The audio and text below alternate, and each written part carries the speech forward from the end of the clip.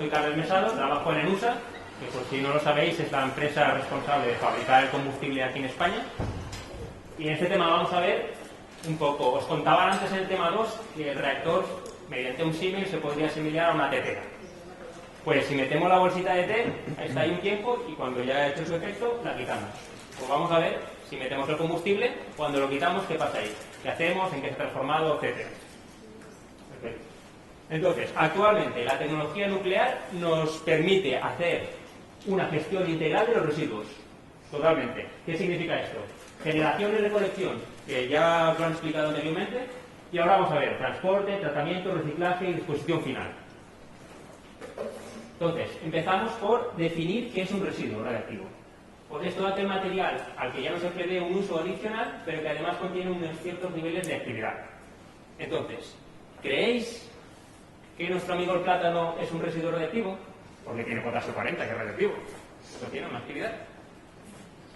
Pues obviamente no puede considerarse un residuo radiactivo, porque no contiene un nivel de actividad suficiente para tratarlo como tal. ¿Vale? Entonces, plátanos, saludable, puedes comer plátanos. Residuos radiactivos, muy peligrosos. Hasta ahí estamos todos de acuerdo. Y para que os hagáis una idea, una radiografía de un dentista, que el otro día me hicieron uno, por cierto, serían 50 plátanos. Y un vuelo de unas 3 horas serían unos 400 plátanos, para que os hagáis una idea del nivel de plátanos. Sería la unidad de plátano equivalente. Siguiente. Para tratarlos correctamente tenemos que clasificarlos. Aquí veis 3 grupos, pero podríamos reducirlo a 2, que serían los de baja y media actividad, que tienen un tiempo de desintegración de igual o menor a 30 años, y los de alta actividad, que serían periodos de desintegración de más de 30 años. Importante, los de alta actividad van a emitir partículas mucho más energéticas. Esto quiere decir que en el material absorbente van a producir un cierto calor. Y esto es importante para tratar el residuo radiactivo. Entonces, necesitamos 3 cosas para los residuos. Blindaje para protegernos. Si hay un residuo reactivo, yo no quiero que me afecte. Lo vamos a blindar con plomo, boro, agua, lo que haga falta. Segundo, confinamiento. Aquello ha de estar contenido en un sitio seguro para que no me contamine ni a las personas ni al medio ambiente. Importante. Y tercero, refrigeración, porque ya hemos dicho que produce calor. Hay que refrigerarlo si no quiero que se me funde y se convierta en polvo. Se produzca un cerro. Vale, y os preguntaréis, ¿qué ejemplos tenemos de ambos residuos? ¿O de dónde provienen? Vale, residuos de baja y media actividad, sobre todo de operación de las centrales, pero no únicamente.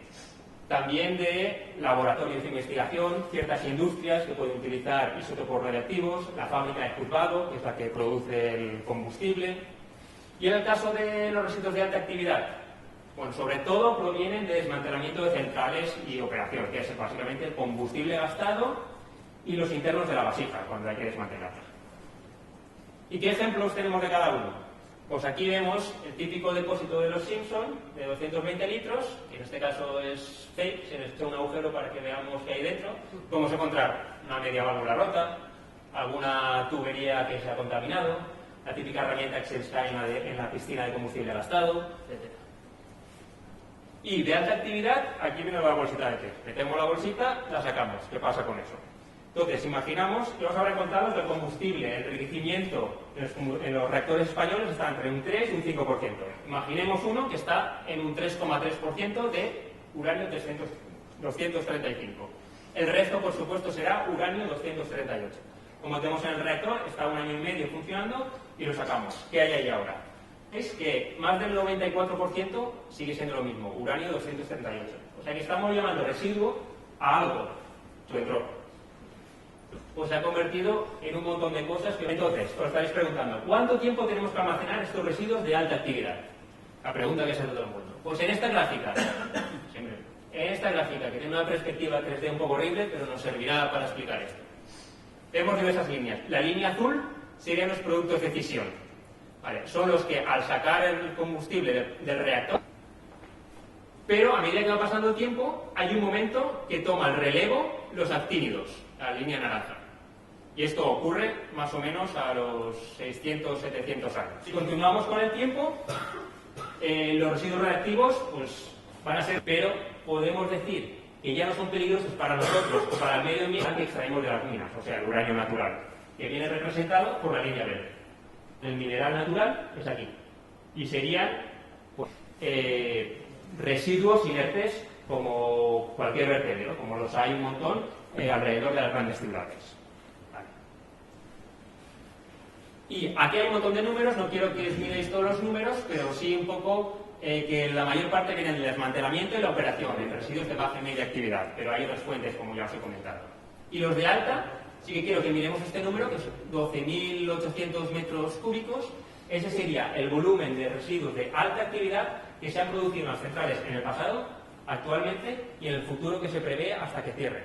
Eso engloba los 12.000, ¿vale? Pues esto, a lo mejor os parece mucho, 12.000 metros cúbicos. Pero si hacemos la comparación, esto cabría en 5 piscinas olímpicas. Es decir, que toda la producción eléctrica que se ha producido en las centrales nucleares y que se producirá prevista, cabe en 5 piscinas olímpicas. Entonces, si alguien nos dice que el problema, uno de los problemas de los residuos, que puede tenerlos, pero si os dicen que es el volumen, esto no es así.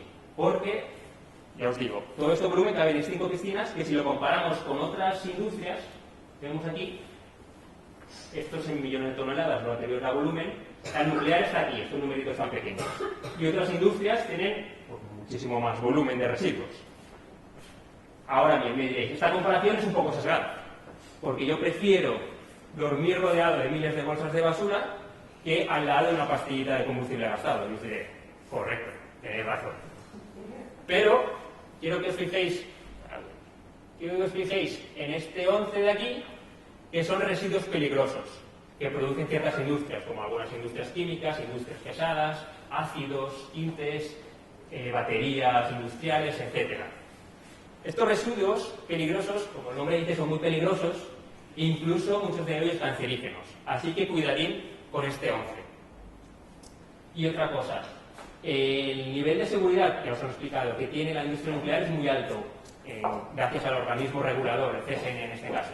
Si otras industrias, como peligrosas, tuvieran estos niveles de seguridad y se aplicaran todas las medidas que aplicamos nosotros, a lo mejor nos podríamos ahorrar algún desastre como el Doñana o el Auschwitz.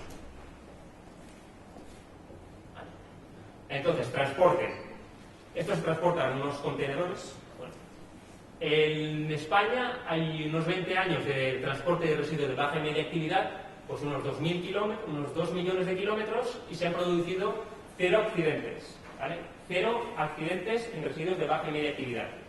Y ahora preguntaréis, ¿y los de alta actividad? Que están aquí. En 30 años en todo el mundo, unos 30 millones de kilómetros, y se han producido 0 incidentes con consecuencias radiológicas. Esto tiene una coletilla de con incidencias radiológicas. Algún accidente ha habido de que se les ha caído algún contenedor, pero ha ido un señor ahí a medir que no salía nada, lo han vuelto a cargar y ha continuado. Así que sin problema.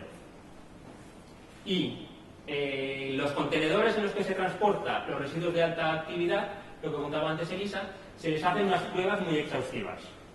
Os invito a buscar los vídeos en YouTube, aquí no hay mucho tiempo para verlos, pero aquí tenéis los títulos. Y, por ejemplo, aquí se le dispara un misil a un contenedor.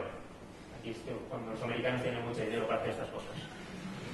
Aquí se le hace pasar un tren a reacción, se les hace chocar y el contenedor sale por los aires, pero en ninguno de los casos sale nada, porque el contenedor está cargado de combustible, está cargado de un gas de color rosa vivo para que se vea, y no sale nada. El contenedor sale por los aires, pero nada más.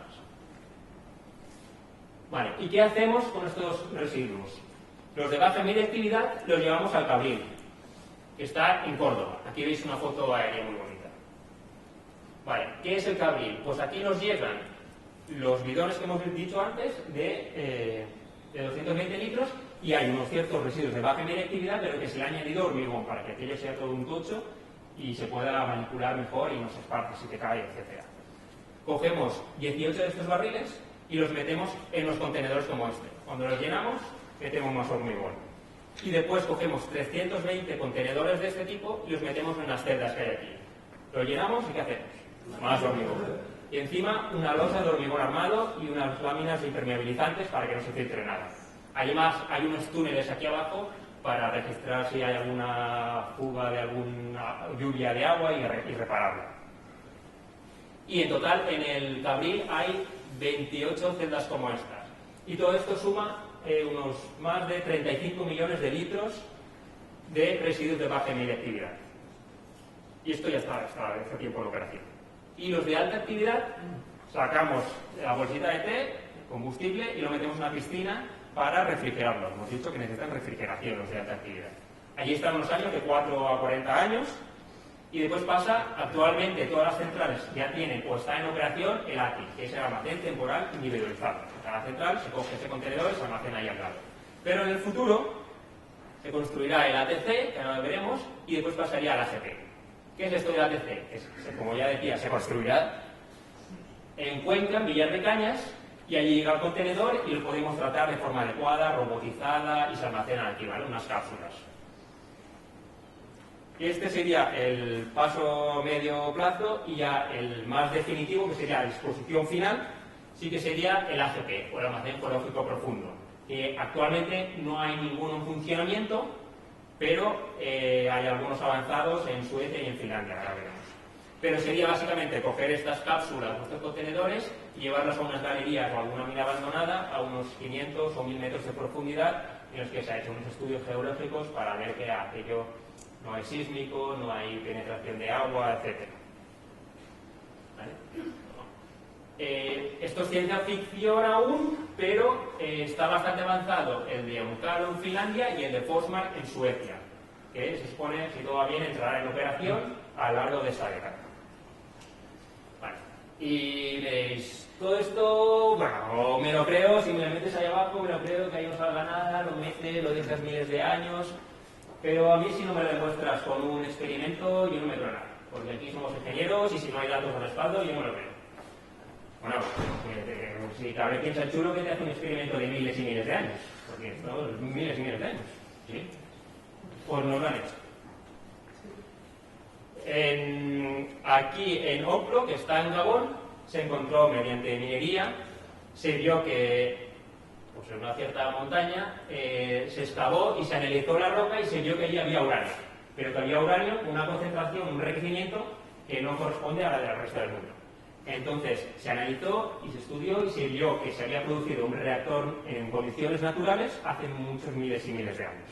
Entonces podemos analizar esto y obtener unos datos que aplican a nuestros modelos y podemos validarlos con esto.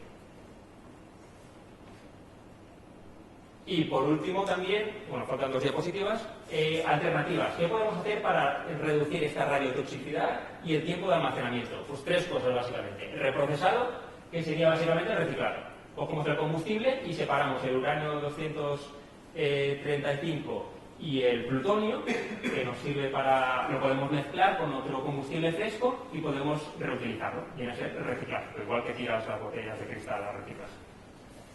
La separación, que consiste, no hemos dicho que los productos de fisión y los actínidos tienen diferentes niveles de actividad, pues los separamos y los tratamos por separado para aumentar su eficiencia de procesar. Y estas 2 no se están llevando a cabo en España, pero sí en Francia o en el Reino Unido. En cambio, la tercera sí que es más actualmente a nivel de investigación. Hay algún reactor de investigación en Bélgica, por ejemplo, que hace esto. Que sería transmutación, que consiste en coger estos residuos de alta actividad, bombardearlos con neutrones mediante un proceso que se llama espadación y fisionar los residuos de alta actividad, produciendo otros isótopos que son más estables o estables definitivamente. Y muy importante, la última diapositiva. ¿Y todo esto quién lo paga? Porque es una pregunta que entraremos. ¿Esto quién lo paga? Bueno, pues podéis encontrar en el BOE y en el 6º Plan General de Residuos Radiactivos, lo podéis encontrar perfectamente, que hay una ley que dice que a partir de 2005 serán las propias centrales las que paguen estos residuos. ¿Qué pasaba hasta 2005? Bueno, pues la pagábamos todos nosotros con el recibo de la luz. Pero a ver quién pagaba el CO2 que emitía su coche hasta hace 3 o 4 años. Y bueno, con conclusión, los residuos tendrán sus problemas, pero si alguien nos dice que el problema es el volumen, el trans no sabe de lo que habla.